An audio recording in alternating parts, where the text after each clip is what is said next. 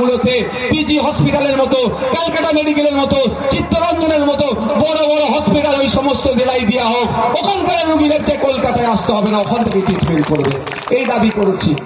আমরা যদি আমাদের মধ্যে থেকে ভোট দিয়ে আগামী দিনে, আগামী 26শে এপ্রিল যদি আপনারা খাম চিহ্নে ভোট দিয়ে পার্লামেন্টে আমাদের জনপ্রতিনিধিকে, অর্থাৎ আমাদের প্রার্থীকে জনগণের জনপ্রতিনিধি করে পার্লামেন্টে পাঠান, তারা গিয়ে যখন আওয়াজ তুলবেন, আমাদের অধ্যাপক মোজাম্মেল হক সাহেব পার্লামেন্টে গিয়েছি, সরকারি আসুক না কেন তার চোখে চোখ রেখে এই বালুরঘাটবাসীর জন্য এমস টাইপ যাতে হসপিটাল পায় তার জন্য আওয়াজ তুলবে।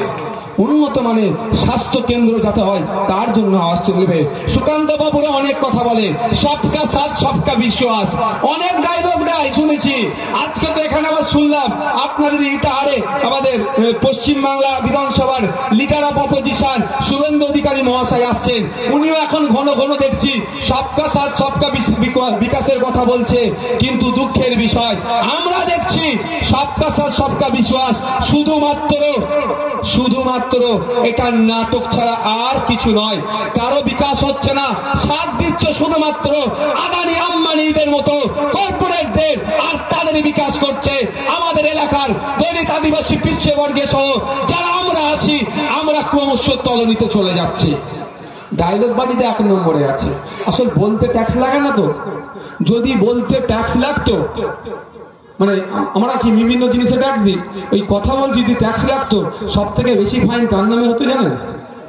সব থেকে বেশি ট্যাক্স কে দিত জানেন? কে? মমতা দিদি তো দাদার পরে পরেই চলছে।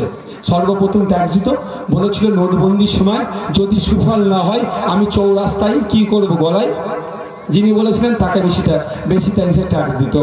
যদি ধরা হতো ট্যাক্স নেওয়ার ব্যবস্থা থাকতো, তাহলে ওই ব্যক্তিটা কি বলা হতো, যিনি বলেছিলেন বিদেশ থেকে কালো টাকা ফিরিয়ে নিয়ে এসে অ্যাকাউন্টে 15 লক্ষ করে টাকা দেবো, যিনি বলেছিলেন বেকারত্ব ঘুচিয়ে দেবো, যিনি বলেছিলেন বছরে 2 কোটি চাকরি দেবো, তাই নিয়ে সব থেকে বেশি ট্যাক্স দিতেন।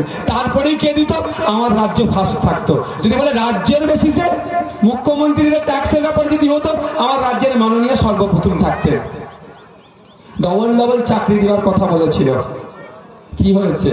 চাকরি দেখলেন, নাচকে দেখেছেন তো কি ঘটনা ঘটেছে? প্রায় 26,000 চাকরি বাতিল হয়েছে। এবার বলুন, এর মধ্যে তো অনেকেও তার মেধার ভিত্তিতে চাকরি পেয়েছিল। যদিও কোর্ট বলেছে 2016 ওএমআর শিটকে সামনে রেখে সেটাকে নিয়োগ হবে, কিন্তু এই কটা দিন যাদের যোগ্যতার ভিত্তিতে যারা চাকরি পেয়েছিল তারা কতটা লাঞ্ছিত হতে হবে। সবাই কি ভাববো আমরা? সবাই টাকা দিয়ে চাকরি করছে।